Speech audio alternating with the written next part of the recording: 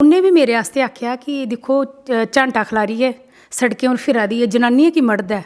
उन्हें खाली आख्या कि दिल्ली का इन्हें नच्चनियां नहीं लियाई दियां ते कुसै दा नां ते लिया नहीं हा ओह्दे च, ओह् इन्हें अपने आप आस्ते गै लेई लिया। नमस्ते, अ'ऊं प्रज्ञा सलोत्रा सिद्धी लकीर च तुसें सारे लोकें दा मता मलार करनी आं।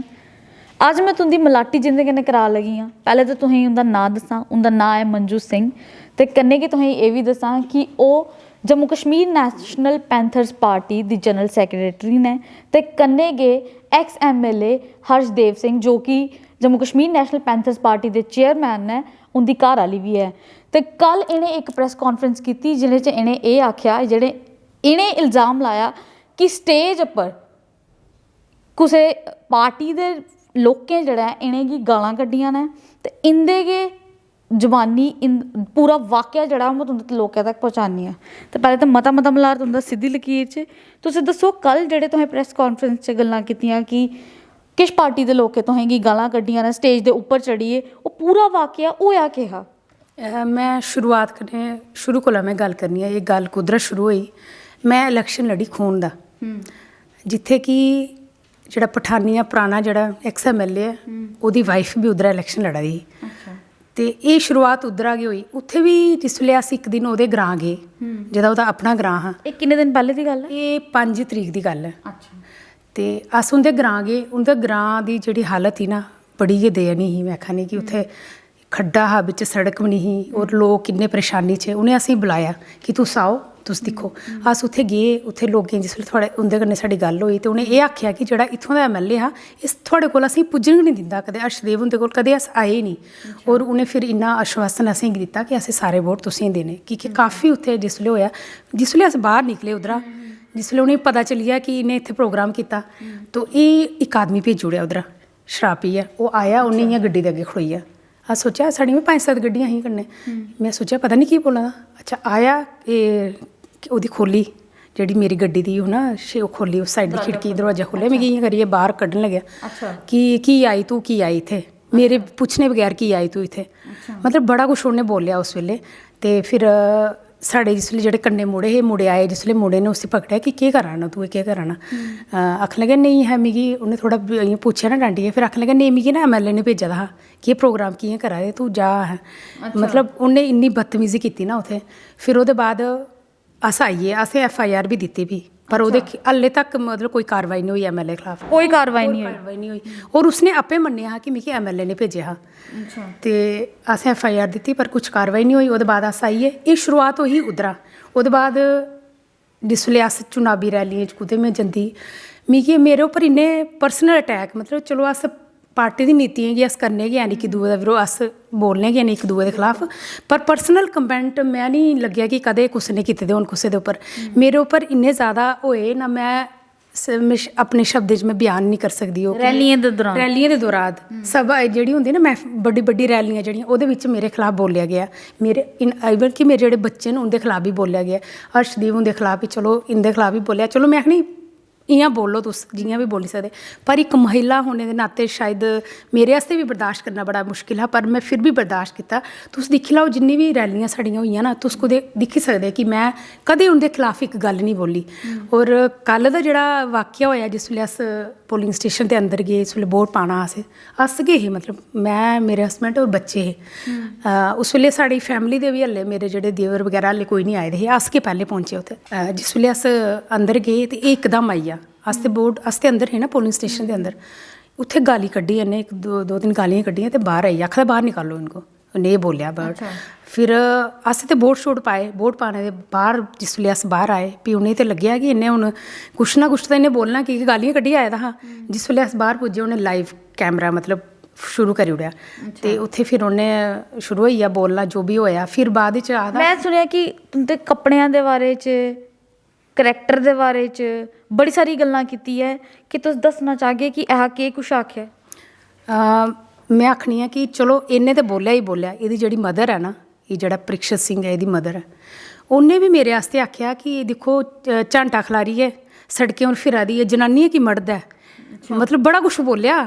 मैं उ'ऐ पुच्छना चाहनी आं कि कुन्नै अधिकार दित्ता उ'नेंगी मेरे कपड़े उप्पर कमेंट करने, मेरे बालें उप्पर कमेंट करने, मेरी मर्जी है, मैं बाल खुले रखां या मैं बाल बंद करां, मैं सूट पां, मैं साड़ी पां या मैं स्कर्ट पां, जो पां मेरी मर्जी है। कौन होंदा एह् पुच्छने आह्लियां? इन्हें मेरे उप्पर, एह् ते उं'दी मदद दी लैंग्वेज ही, मतलब इक जनानी होइयै तू जनानियें दे खिलाफ बोला नी ते तुगी अच्छा लगदा है। और जेह्ड़ा उं'दा बेटा है उ'नें ते छोड़ेआ ही निं ना कोई कसर, उ'नें ते में आखनी मैं बोल ही नहीं सकदी कि उ'नें मेरे बारे केह् बोलेआ।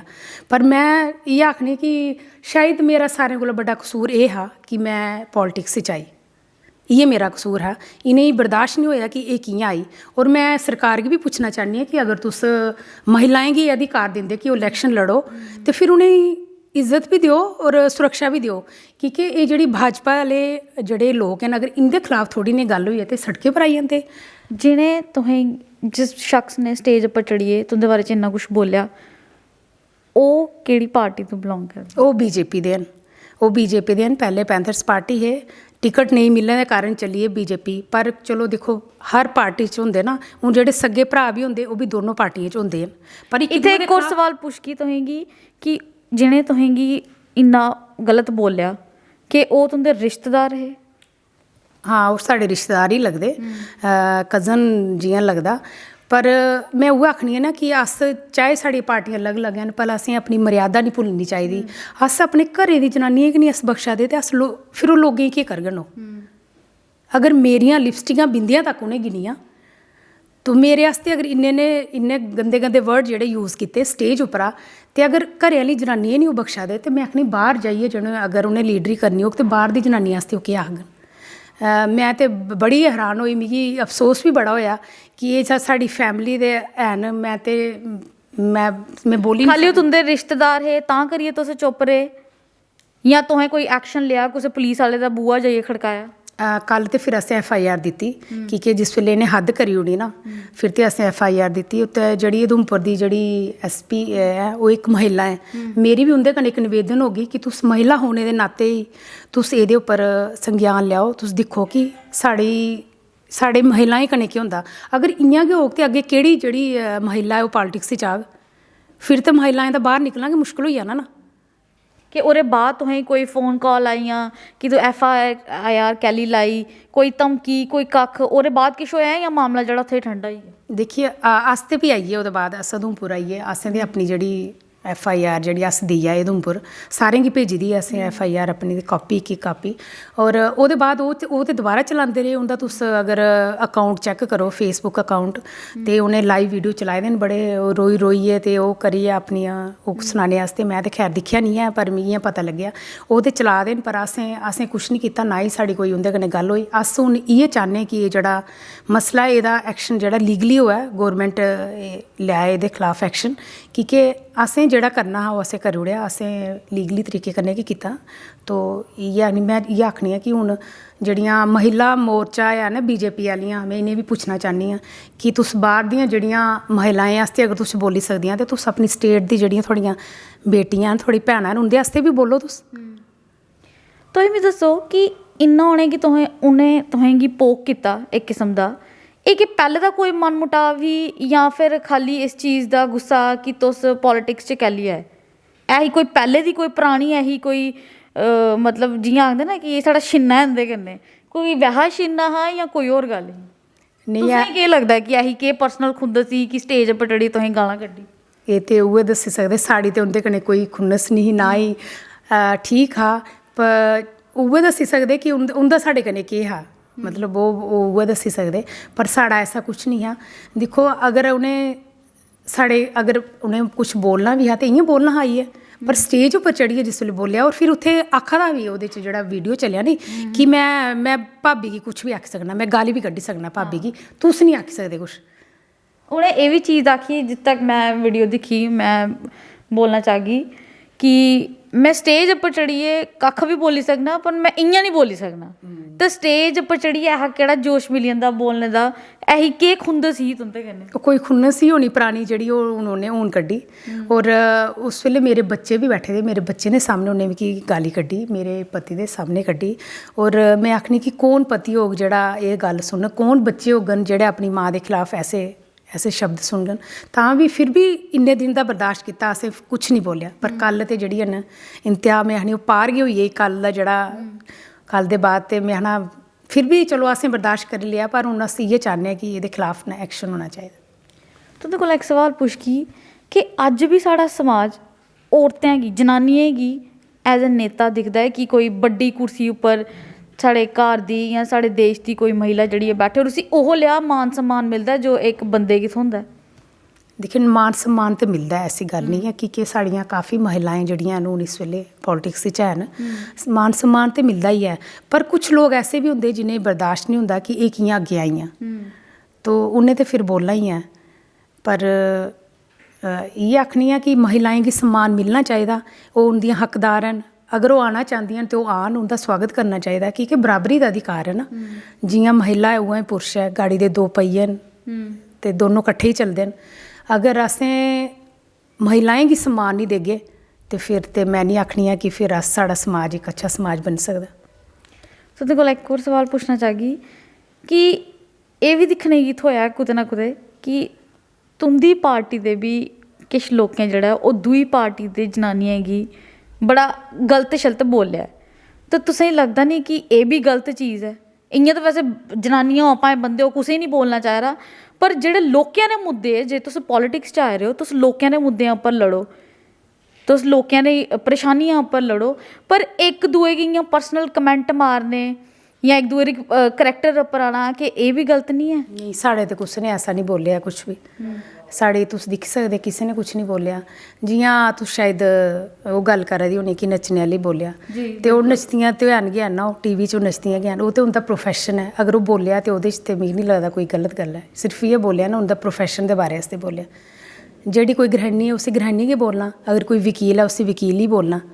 तो मिगी नहीं लगदा कि एह्दे च कोई हाई तौबा मतलब उं'दा आखने दी गल्ल है कि उं'दी इंटेंशन ओह् लेई नेईं है ही बोलने, जिस स्हाब दा उ'नें कोई गल्ल बी नहीं लेई। उ'नें एह् बी नहीं कुसै दा नांऽ लिया, इ'नें अपना ही बनाई ओड़ेआ। उ'नें खाली आखेआ कि दिल्ली दा इ'नें नच्चने आह्लियां लेआई दियां, ते कुसै दा नांऽ ते लिया नहीं हा ओह्दे च। ओह् इ'नें अपने आप आस्तै गै लेई लेआ, अपने उप्पर आपूं गै मंडी लेआ। पर तुस अगर दिखदे वीडियो भी तुस दिक्खिए, तुसें एह् कुदै नहीं लग्गेआ कि कुसै पर्टिकुलर कुसै महिला गी बोलियै आखेआ। ओह् नच्चने आह्ले सददे गै न, जियां कोई साढ़ी पब्लिक मीटिंग होंदियां ते आंदियां गै नच्चे आह्लियां। अगर कोई बुलांदा, कोई बीजेपी आह्ले भी बुलांदे, सारे बुलांदे ओह्दे च। एह् ते कोई ऐसी गल्ल नहीं ही। इसलिए मैं नहीं आखनी कि साड़ी जेह्ड़ी ऐ, तुस दिक्खी सकदे कोई भी जेह्ड़ी स्पीचां कि कुसै महिला आस्तै कुसै ने कुछ बोलेआ होऐ। अच्छा, तुं'दे कोला हून इक पर्सनल सवाल पुच्छनी आं कि पॉलिटिक्स च आना तुं'दी अपनी मर्जी ही जां तुं'दे घर आह्ले ने आखेआ जां फैमिली ने आखेआ कि पॉलिटिक्स च आओ खरा होगा ये वो? तुं'दी अपनी मर्जी है ही या नहीं है? देखो पॉलिटिक्स च कोई जबरदस्ती नहीं लेआई सकदा। और मैं ते आखनी साड़ी ते अपनी पार्टी, इक ते सदा घर दी गै पार्टी में बोलना चाहनी आं। और जिस वेले मेरे बच्चे बड्डे होई गे, पैह्ले ते आदमी निकली नहीं सकदा बाहर, पैह्ले भी अस जंदे हे पर थोड़ा घट्ट जंदे। पर जिस वेले मैं थोड़ी फ्री होई बच्चें कोला, तो मेरा अपना मन हा कि मैं पॉलिटिक्स च आं। और इन्हें भी काफ़ी मेरा सहयोग दित्ता, क्योंकि अगर पति दी अनुमति नहीं होऐ तो शायद कोई महिला जेह्ड़ी होंदी ओह् आई नहीं सकदी अग्गे। तो मिगी सारें दा सपोर्ट मिलेआ, मिगी अपने बच्चें दा मिलेआ, मिगी अपने पति दा सपोर्ट मिलेआ। और मैं काफ़ी सालें दी, मैं 10-12 साल ते होई गे मैं इंदे कन्नै, मतलब मैं जन्नी गै आं। पर इलैक्शन जेह्ड़ा है ओह् मैं पैह्ली बार जेह्ड़ा है मैं लड़ेआ। इ'यां मेरा वैसे इलैक्शन लड़ने दा कोई इरादा नहीं हा, लोकें गै मिगी मजबूर कीता। खासकर जिस वेल्ले उत्थै लेडी आस्तै सीट रिजर्व होई, फिर उ'नें मिगी आखेआ कि तुस लड़ो, नहीं तो शायद मैं इलैक्शन नेईं गै लड़दी। मैं इ'यां इक होंदा ना वर्कर दी तरह मैं चलदी ही कन्नै। तुस मिगी दस्सो किन्ना मुश्कल होंदा घर बी सांभना, घर आह्लें गी बी सांभना, उप्परों लोकें दे बिच बी जाना, उं'दे मुद्दे बी सुनना, उं'दी परेशानियां बी सुनना। एह् कि'यां बैलेंस कि'यां करना, कि'यां करी लैन्ने होन्ने? नहीं, एह् ते होई जंदा। खैर एह्दे च ते कोई ओह् निं ऐ, कि सारें दी जिस वेल्ले सपोर्ट रौंह्दी, फैमिली दी रौंह्दी, बच्चें दी रौंह्दी, ते आदमी करी लैंदा, मतलब जियां बी करी लैंदा। और जिस वेल्ले अस जन्ने बाहर महिलाएं कन्नै मिलने, खासकर साढ़ा इ'यै मुद्दा रेहा कि अस ज़्यादा अस महिलाएं कन्नै मिलचै। और इलैक्शन टाइम च मेरा पैह्ले बी काफ़ी जेह्ड़ी साढ़े अपने इत्थै बी अस करने, पर जेह्ड़ा साढ़ा अपना एरिया है काफ़ी महिलाएं कन्नै मेरा रौंह्दा हा, गल्लबात चलदी रौंह्दी ही। और इस बार ते ऐसी मतलब इन्नियां महिलां मेरे कन्नै जुड़ियां ना, मैं शायद उम्मीद नहीं कर सकदी कि पैह्ले इन्नियां जुड़दियां हियां। और जित्थे भी अस गे, साढ़ी जिन्नी भी कोई पब्लिक मीटिंगां रेहियां, महिलाएं ज़्यादा आंदियां रेहियां ओह्दे च। और उं'दा मिगी इन्ना सपोर्ट रेहा ना, बाद च मिगी एह् तक उ'नें आखेआ कि तुस जित्तनियां चाहिदियां, तुस चाहे साढ़े कम्म करो या नेईं करो। पर जिस वेल्ले अगर एह् गल्ल कोई आखा दी ते उस वेल्ले असें बी लगदा कि उम्मीद तुसें पूरी पक्की है कि कुर्सी तो अपनी है। नहीं, कुर्सी ते अपनी है, क्योंकि दिक्खो अर्शदेव होरें अगर कम्म कीते दा हा ना तां ही मिगी उत्थे जाइयै उं'दा साथ मिलेआ लेडीज़ दा। और साड़ी भी पूरी कोशिश रौंह्दी ही कि अस उं'दे मुद्दे जेह्ड़े हैन ओह् जेह्ड़े भी मसले न उं'दे अस हल करचै, कि बिना कम्म कीते ते कोई कुसै गी सपोर्ट नहीं करदा है। कि ओह् जेह्ड़ियां दूइयां मेरे कन्नै खड़ोतियां ओह् भी MLA दी वाइफ ही तो ओह् जंदी ही ना जिस वेले ते लोग उ'नें रुलाइयै भेजदे हे। 2-3 वीडियो मेरे कोल आए और रोंदियां आंदियां हियां।